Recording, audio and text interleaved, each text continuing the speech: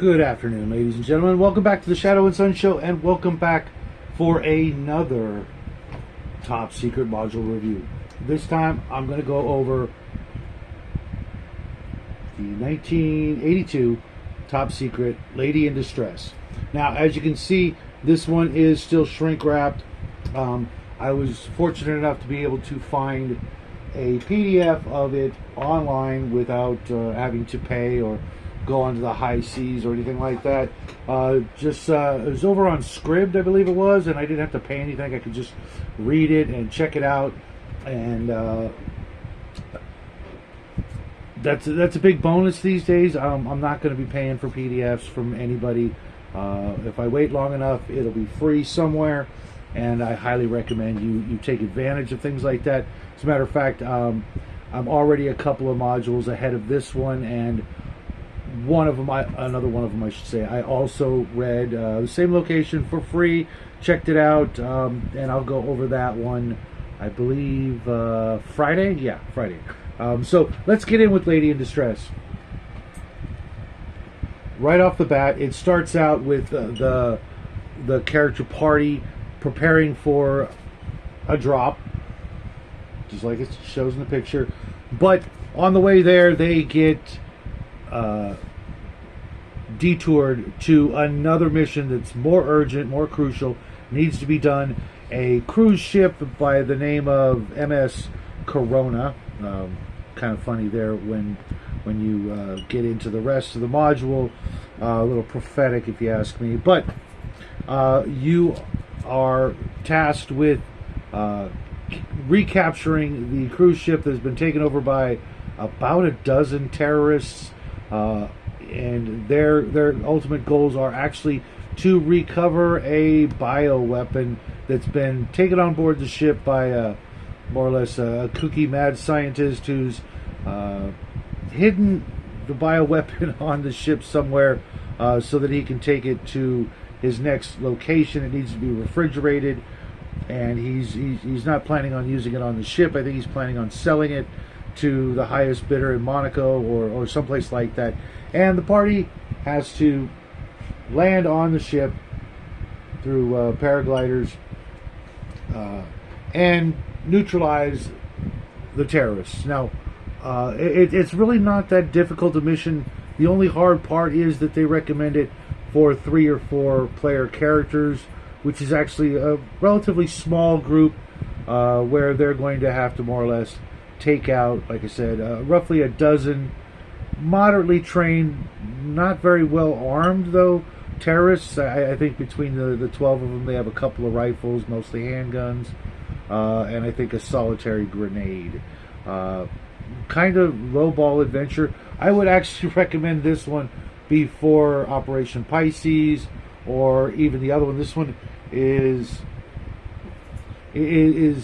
so much easier than the other ones that I would have recommended this one first before all the other numbered adventures, unless you're doing something else and you want to do them in order. I get that. I was thinking about doing the same thing, but in retrospect, this one is pretty easy if the if the players stick together, don't split up, and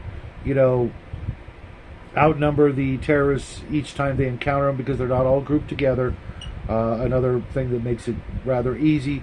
The difficult part is going through the entire ship and not getting distracted, not going through people's personal belongings, because most of the crew and passengers excuse me, have been cast adrift on lifeboats hours previously, so the ship is pretty empty and pretty easy to run through when you just go by the objectives and hit the targets, look for them, find them, neutralize them, move on to the last encounter. Having a small group really won't be that much of a detriment to the overall chances of survival and clearing out the ship of the terrorists and that sort of thing. All in all, it's a rather excuse me, simple mission. The fun thing about this one, though, is that it actually includes the other adventure, the original mission that the players get sidetracked from is also in here, so that if you want to do that one immediately afterwards, which I think would be a lot of fun, it's like, okay, you did this one, now hurry, you got to get back to the original mission and take care of that, which was neutralize terrorists operation of Senor Manuel de Gama.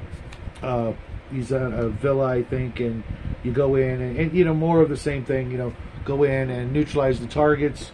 Not a lot of investigation or you know, confiscation objectives for the other types of investigators. You may even want to just run this as a solo assassination bureau mission, which, you know, there are other missions that will bring the other characters from other bureaus up to snuff.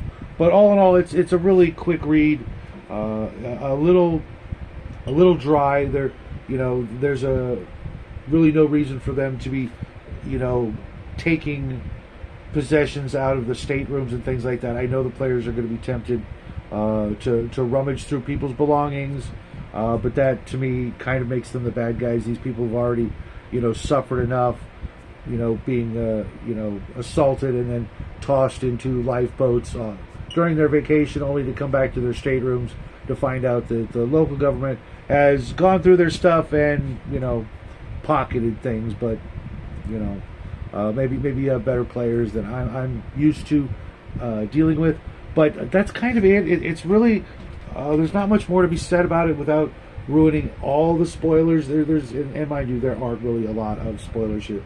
But it's a super simple mission, 34, 38 pages, mostly detailing the deck plans and all of that, that for the most part are just going to sidetrack the players if they just, you know, look for movement, take out the movement, move to the next location, that sort of thing.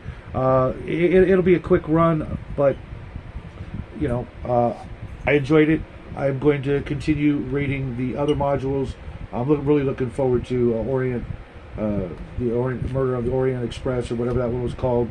I haven't started reading it yet, but that's the next one I'll be reading. And then there's a couple other ones I don't have, so I'll be looking for those as well on the internet, which, you know, times are tight, money's tight, so, you know, before you go out there and buy something, see if you can't find it for free and read it, check it out.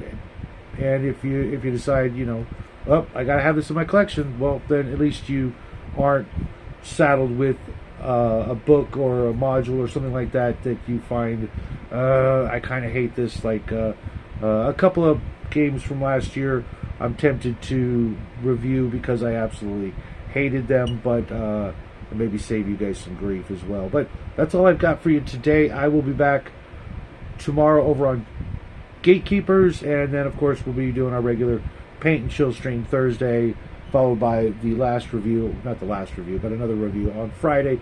So thanks guys for stopping by. I know this is a short one, but there's really not much to say about that particular adventure other than it was decent, it was fun, it's got its risks and its rewards. I hope you guys will think about picking up Top Secret, either the original classic or even SI, as I'll be reviewing that hopefully by the end of this month, next month, that sort of thing. And I can't wait to get into it because it's been a really long time since I played and read through the Top Secret SI. So that's all I got for you today.